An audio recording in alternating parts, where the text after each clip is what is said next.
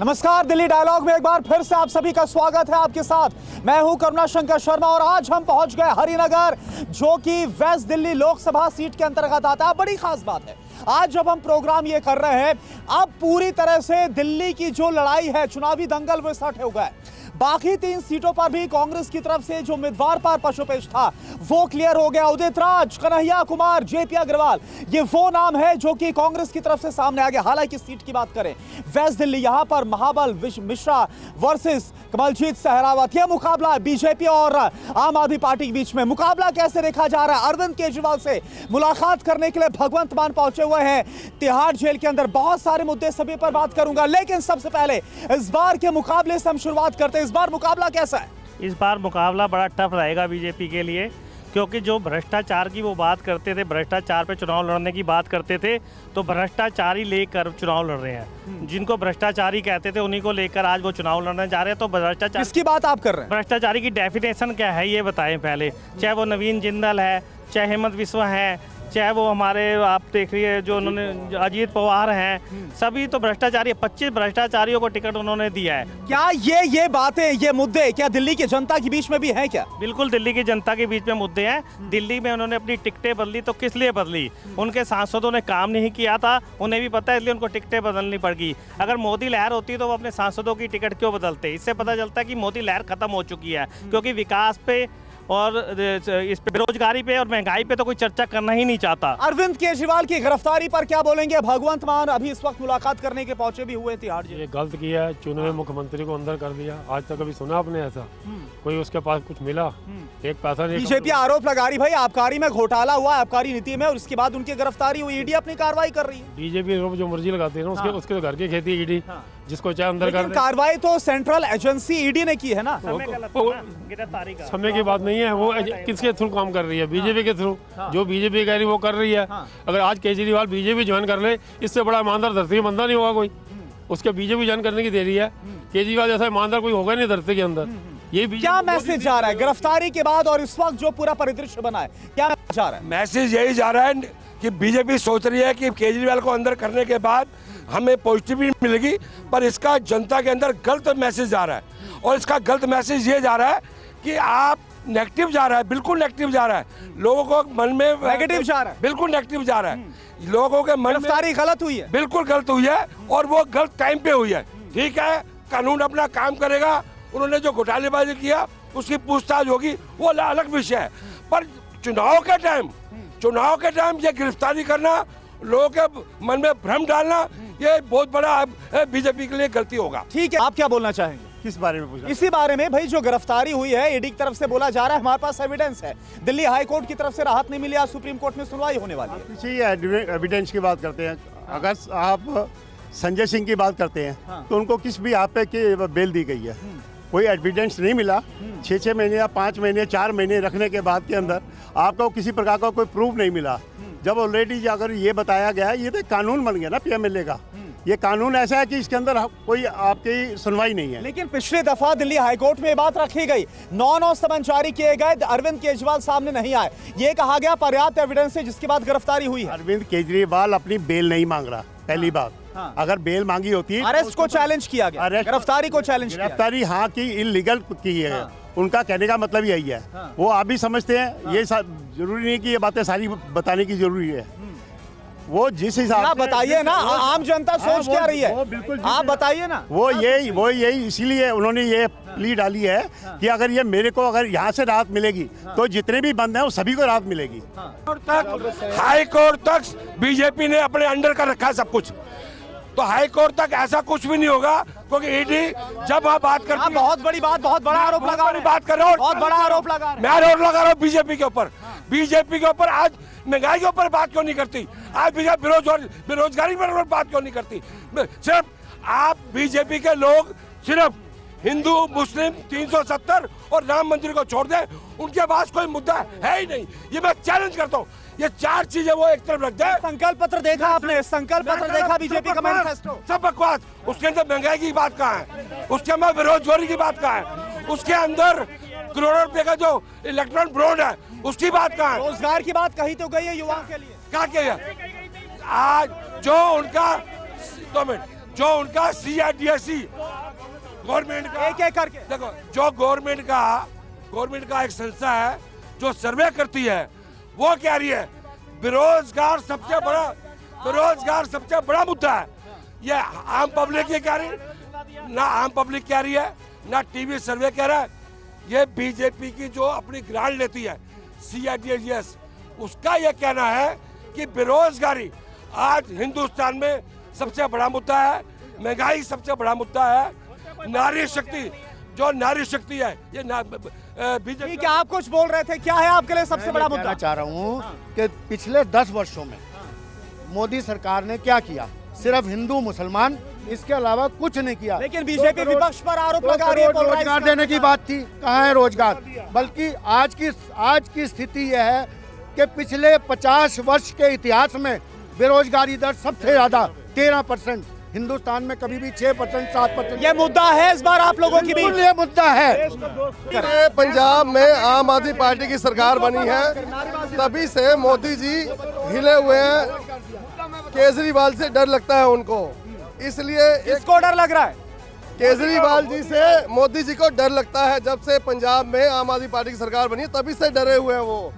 दिल्ली में 7 सांसद कोई काम नहीं करते थे, इसलिए उन्होंने चेंज कर दिया कि कहीं दोबारा अब हम हार न जाएं। अरे भाई एक बात बताइए, बड़ा सिंपल सवाल है।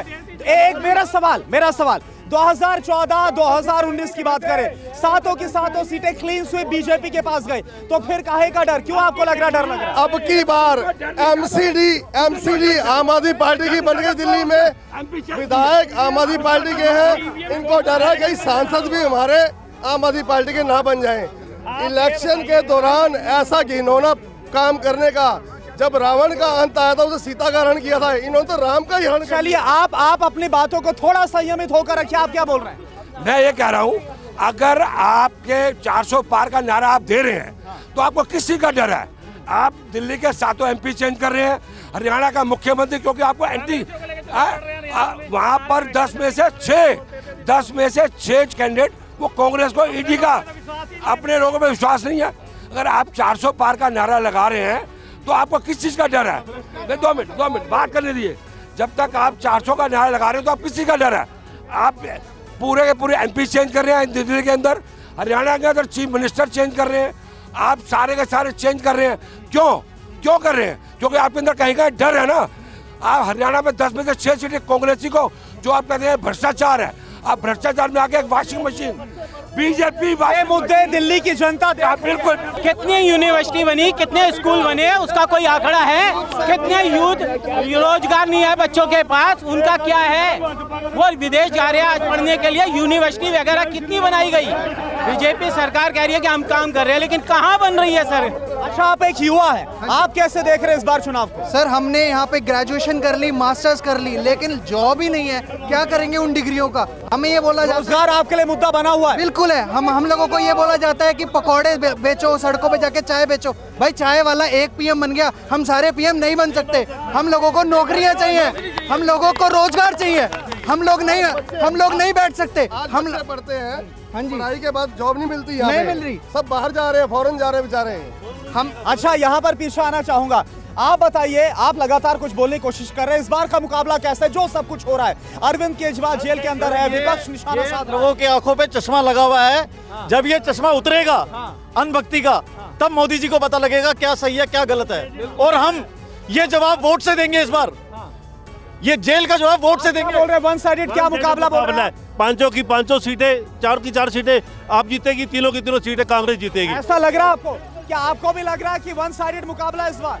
सर मोदी ने सबको सेटिंग कर रखी है, सारे बीजेपी जितने भी आप कैसे बोल सकते हैं? आप बहुत बड़ी बात बोल रहे हैं, कैसे बोल सकते हैं? उसके हाथ में है, CBI ED उसके हाथ में, सारे जो वो बोलता है वो काम होता है। EVM हटा दो, बैलेट पेपर चुनाव कर दो, गारंटी की बात है। 150 भी नंबर नहीं। आप क्या बोल रहे हैं? 2018 के अंदर नरेंद्र मोदी जी ने PML एक्ट के अंदर धारा 45 के अंदर चेंज करके कि जो भी जिसको अरेस्ट किया जाएगा उसको अपनी जमानत के लिए खुद प्रूफ करना पड़ेगा कि मैं सही हूँ।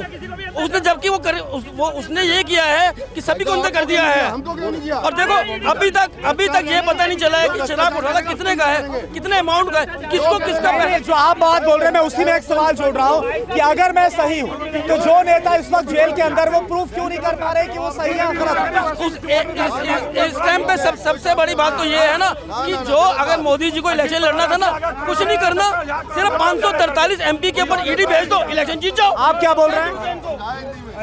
एक सेकंड सुन लेते हैं शोरनी में कि आ रहा हूँ सबके आपके पास भी आऊंगा, सुन लेते हैं। हाँ बोलिए। जैसा भाई साहब ने कहा कि माइक है जो मर्जी बोले, तो अगर तथ्यात्मक बात बोले, अपोजिशन पार्टी कुछ बोलती है तो वो तो सब जुमला है और 4 तारीख के बाद ये बताएंगे।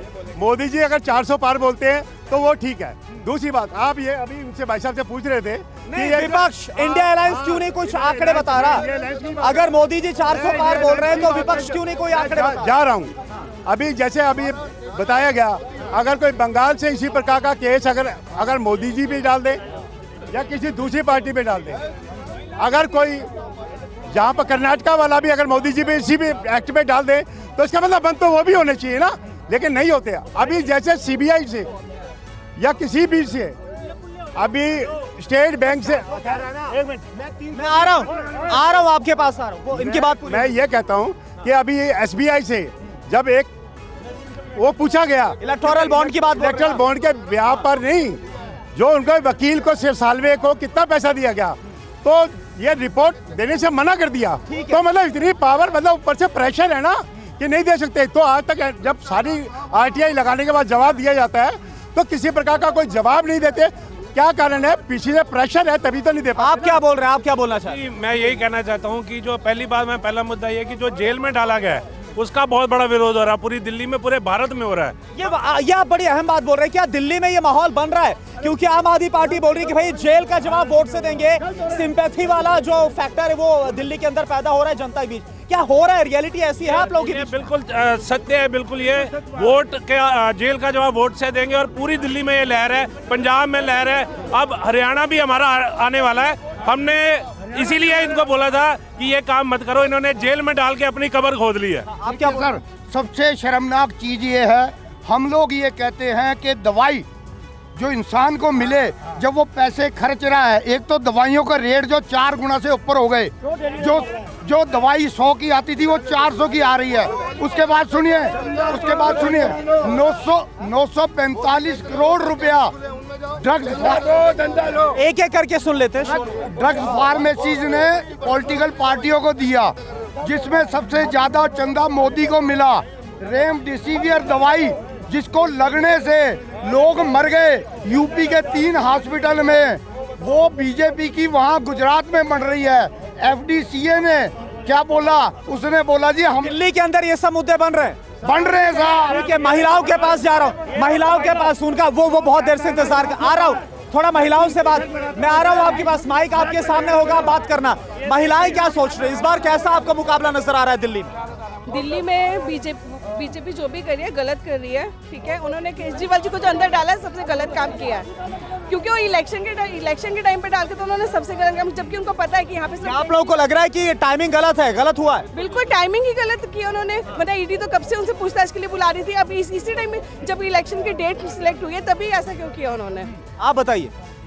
अगर केजरीवाल को जेल में बंद किया गया है और इलेक्शन आ रहे थे तो इस टाइम उनको जेल में नहीं डालना चाहिए था, क्योंकि उन्होंने जितना काम दिल्ली वालों के लिए किया है ना, शायद बीजेपी वालों ने। देखिए, आप एक महिला है, मैं कई अलग अलग लोकसभा सीटों पर जा रहा हूँ, कई इलाकों में लगातार ये प्रोग्राम कर रहा हूँ। वहाँ पर महिलाएं बोल रही कि हालात खराब हो गए थे, अलग अलग जगह शराब के जो ठेके वो खुल गए थे, उनके लिए सुरक्षा का मुद्दा बन गया था, बाहर निकलना मुश्किल भरा हो गया। शराब के ठेके खुले थे तो पब्लिक को ये नहीं नजर आ रहा कि अस्पताल, स्कूल, उनमें कितनी फैसिलिटीज हुई थी, कितना उन लोगों को काम दिया गया था। नहीं, सवाल तो ये भी उठाया जा रहा है कि अगर सब कुछ सही था एक्साइज पॉलिसी में 2021-22 में, तो उसको वापस क्यों लिया गया? किस चीज के लिए?